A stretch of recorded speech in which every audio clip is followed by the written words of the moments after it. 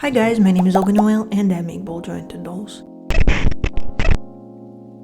Today the September footage gets the spotlight. I worked hard to make this doll and she turned out great. This was also Celestine's face in lighter resin, so she was extra special. And as usual, we're going to talk about something so that this video is not only eye-pleasing but also brings you some perspective and value. Today's topic is how to quit making BJDs. You might have noticed that there wasn't a video since the beginning of January. That happened because I tried to be as honest as I could in this one and it was very hard. It's like the 10th time I'm recording the voiceover, so let me tell you the story, show you how to quit the hobby, and prove that you can find it in yourself to stick to things even when you think you can't do it anymore.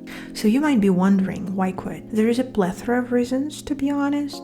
The main one for me personally is that the reality is so far away from the expectations, you sometimes just can't handle it. You see a doll, you find out that people make them single-handedly, you feel like you can do that too. You start, you finish the doll, you feel good, but then reality kicks in.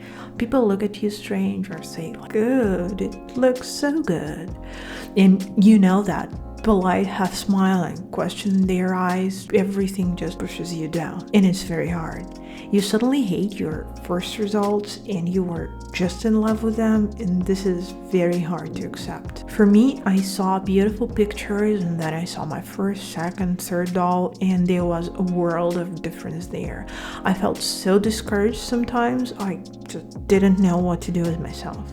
I couldn't accept that making dolls is hard. I didn't know that sometimes you have to choose learning over everything else, and not everyone is into learning. And although I was, applicable anatomy knowledge isn't a thing that you get after a course or a YouTube video or a couple of books. Applicable is very hard.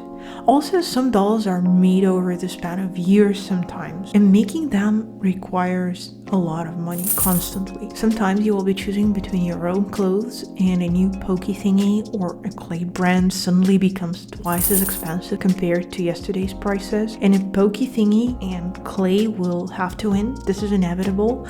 And the internet. This one is a hard thing for me. You find a dozen of how-tos, you will try to follow them, and half of them won't be for you. And one of those honestly almost broke me. I made a plasticine doll following somebody's advice on the internet, and I got so frustrated when it turned out very bad. I decided that this money-draining hobby needs to stop. I'm still here, still making BJDs, you're looking at them, so let's talk about how to quit first and why I didn't second. First of all, quitting is okay. When you are committed to doing something and then changed your mind, it's okay to sit back and speak to yourself with all the honesty you can master and understand that everything is ultimately not for everyone. Maybe you like the idea, but in reality it's cheaper to save up and pay somebody to make the idea happen, or maybe you have too much on your plate and an impulsive buy of clay that brought a lot of happiness in the moment now makes you pretty sad. So quitting is your best option here. How to quit? 2 steps. List your arguments for and against. Be honest, nobody will see it. For me, in an I should stop list was money, anatomy. It was very hard.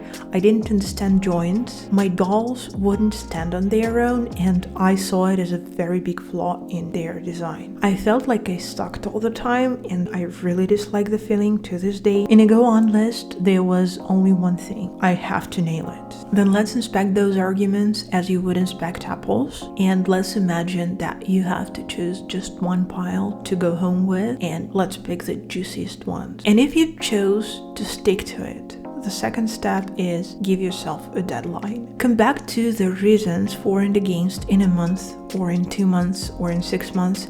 Add some as you progress and cross them out. And ask yourself a very valuable question. If I could start all over again, knowing what I know now, would I make the same choice? Would I continue? And if no, simply pack your doll hobby and relax. Also, pro tip, for every one new thing that you add to your routine, one old will have to disappear. So if you have 2 jobs, a running club, a dedicated cooking time, and some sleep, something will definitely have to not be there. If dolls whistle their way into your life, you have to sacrifice something else, and it better not be sleep. The decision I made after considering those 2 piles of apples was to drop the dolls. I feel that it might come as a surprising decision for some of you, but I wasn't very successful. I didn't do particularly good. I enjoyed learning, but I could learn for the sake of learning. Nobody could stop me. But then the time when I lost a lot came. I left the country I wanted to live forever in. I came back to my parents' house to save money before moving into my own apartment. I felt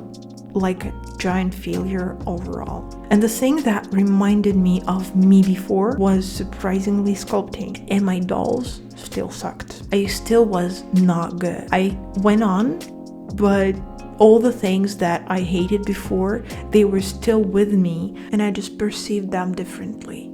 I didn't mind them at all. It was 2016, 2 years to my first art show. I was still very bad at everything. I wanted it to work out, and it did basically. And I'm very happy now you're watching me paint my very own resin doll for a person who wanted to have it, who paid me to paint her. I'm blessed with your attention right now, and with the things I do, I feel that I'm where I need to be. Thank you so much for watching this face-up process and listening to me talk about the hardships of quitting. It was truly a very hard thing to remember. I really dislike the time when it happened, and I'm very happy that it passed. Things work out somehow. If you ever feel like you need to take a breather, don't force yourself. 99% of the time, you just really need a break, and you have so much on your plate that one new thing is not going to help you. It's going to stress you out. And this 1% where you really truly need to quit something, it is there. Remember about it, and remember that quitting is fine. Like, subscribe, and leave a comment for me if you want to hear more doll talks or see some processes for longer. See you in the next video. Bye!